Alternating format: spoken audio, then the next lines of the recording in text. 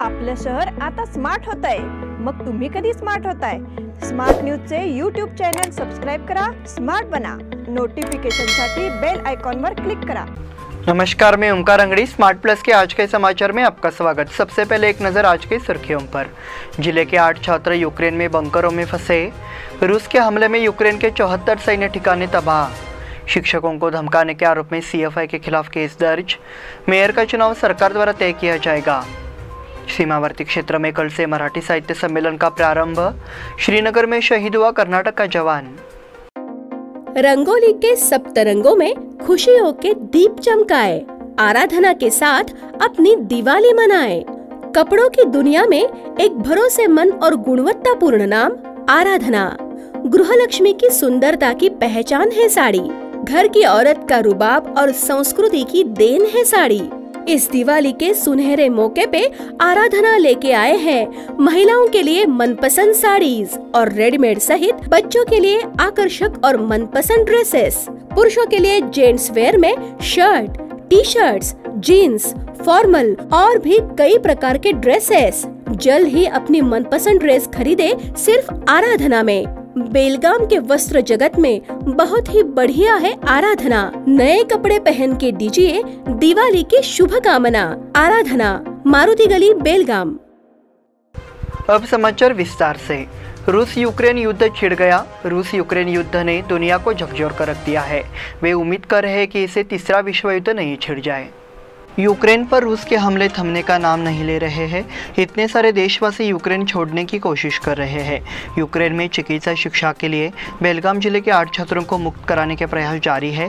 जिला संरक्षक मंत्री गोविंद कारजोल ने कहा है कि उन्हें सकुशल भारत लाने के प्रयास किए जा रहे हैं। बेलगाम जिले की प्रिया छब्बी, प्रीति छब्बी, श्रेया हरकल, अमोक चौगला, प्रिया निदगुंडी, रक्षित गनी, आफरीन मदर साहब यूक्रेन के एक बंकर में सुरक्षित है। शिक्षा और नौकरी के लिए यूक्रेन गए कई छात्रों को भारत लाने के लिए विमान गुरुवार को भारत से खाली हाथ लौटा। इसके चलते वहां फंसे छात्रों और कर्मचारियों ने चिंता व्यक्त की। निपानी तालुका के कारदगा के सूरज भागोजी यूक्रेन में एमबीबीएस कोर्स कर रहे हैं।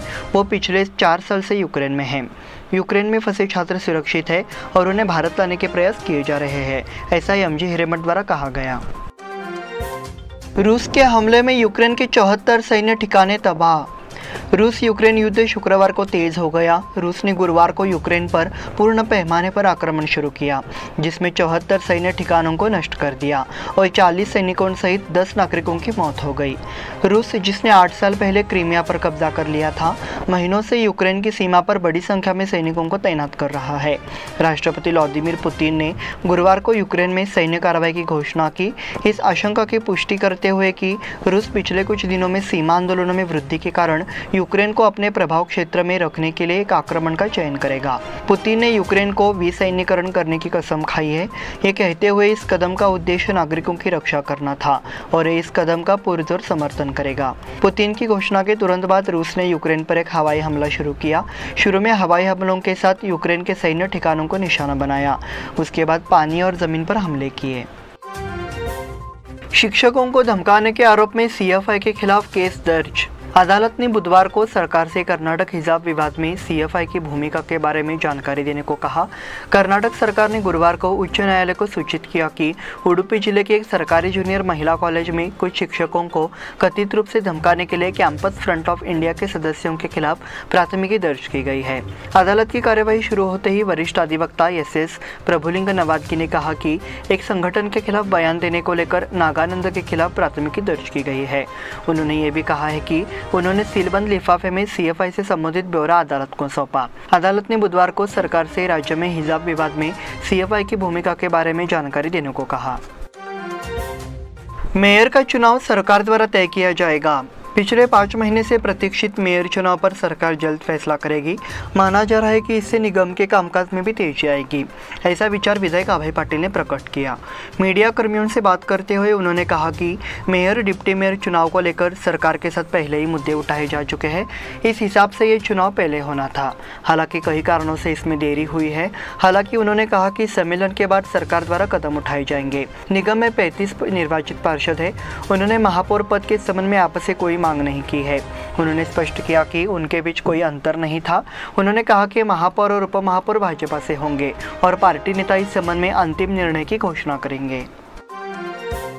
सीमावर्ती क्षेत्र में कल से मराठी साहित्य सम्मेलन का प्रारंभ।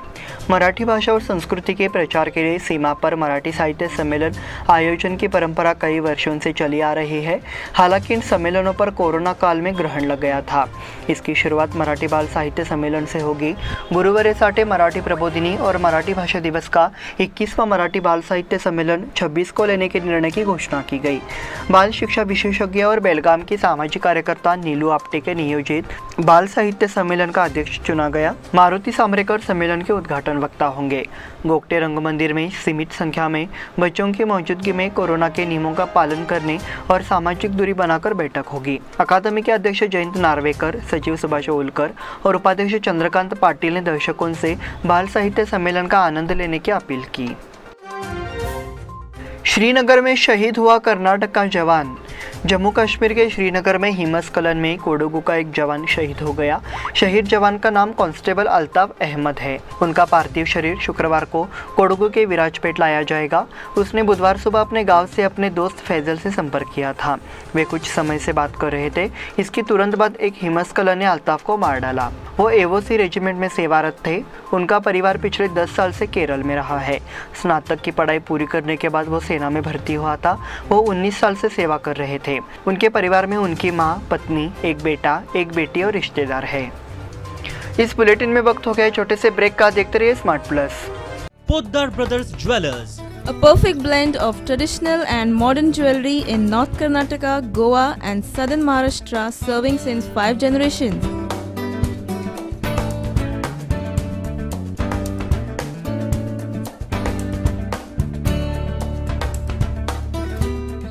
exclusive gold, silver and platinum jewelry showroom.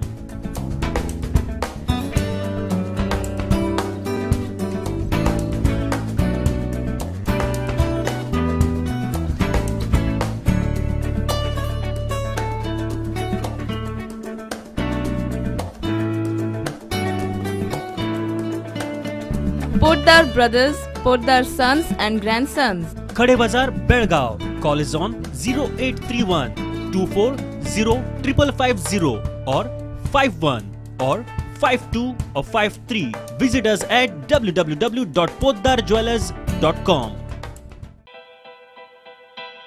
बेलगाम वासियों के पसंद में उतरा उड़ान बार एंड रेस्टोरेंट। सोशल डिस्टेंसिंग का ख्याल रखते हुए हमारा स्टाफ देता है बेहतरीन सर्विस का विश्वास। यहां है पार्टी और फंक्शन के लिए 3 आलीशान हॉल, कारपोरेट डिनर मीटिंग के लिए 3 अलग कक्ष, आईपीएल मैच देखने के लिए 3 बड़े स्क्रीन की विशेष सुविधा। इसके साथ ही साफ सुथरा किचन जहां हमारा वेल क्वालिफाइड स्टाफ देता है क्वालिटी और हाइजीनिक फूड की गारंटी। तो फिर खाने की हो बात तो आना परिवार के साथ। उड़ान बार एंड रेस्टोरेंट, लिंगराज कॉलेज के पास, बेलगावी।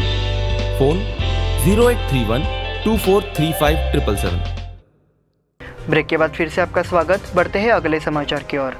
भारत विकास परिषद की बेलगाम शाखा इस साल रविवार 27 तारीख को अपना रौप्य महोत्सव मना रहा है। इस अवसर पर प्रदेश अध्यक्ष पुरुषोत्तम दास इनानी, संभाग सचिव पांडुरंग नायक सहित कई अन्य गणमान्य व्यक्ति मौजूद रहेंगे। उद्घाटन सत्र में संस्थापक अध्यक्ष और सभी पूर्व अध्यक्षों और सचिवों को सम्मानित किया जाएगा। इस संबंध में प्रेस कॉन्फ्रेंस में जानकारी दी गई। इस संस्था के माध्यम से विभिन्न सामाजिक गतिविधियों को अंजाम दिया गया।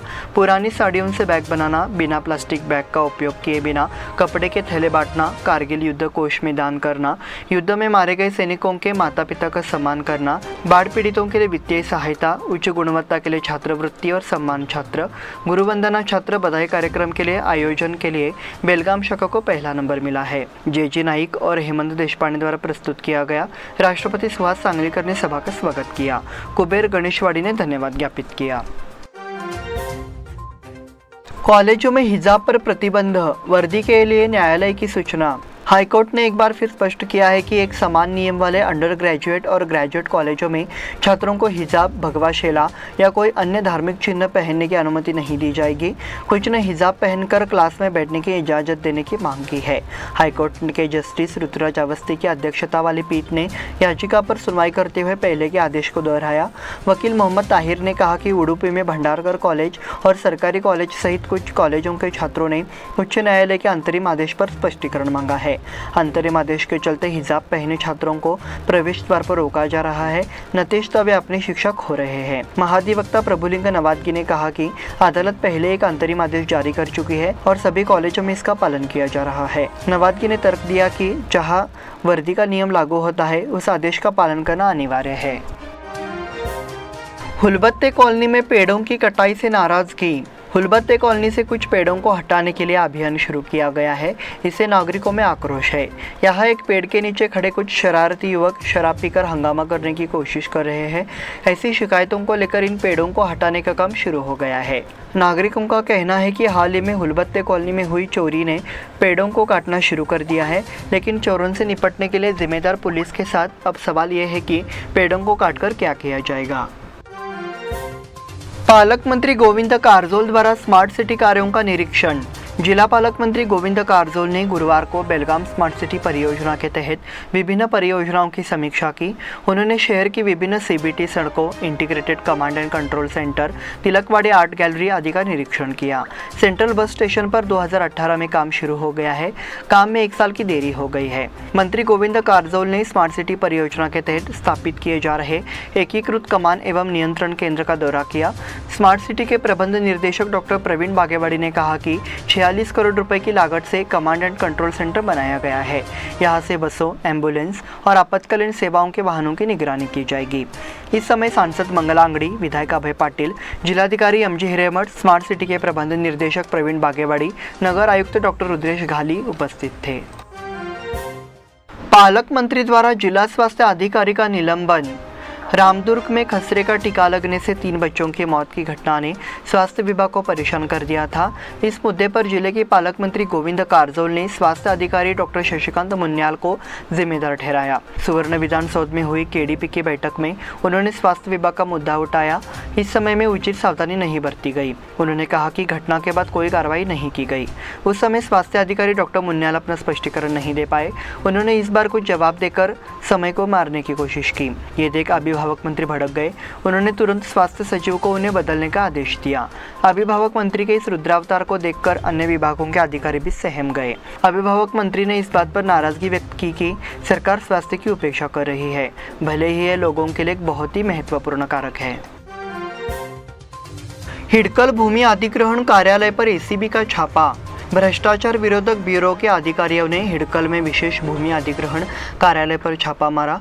ये कार्रवाई आयोग की मांग करने वाले अधिकारियों द्वारा शिकायत दर्ज कराने के बाद की गई है।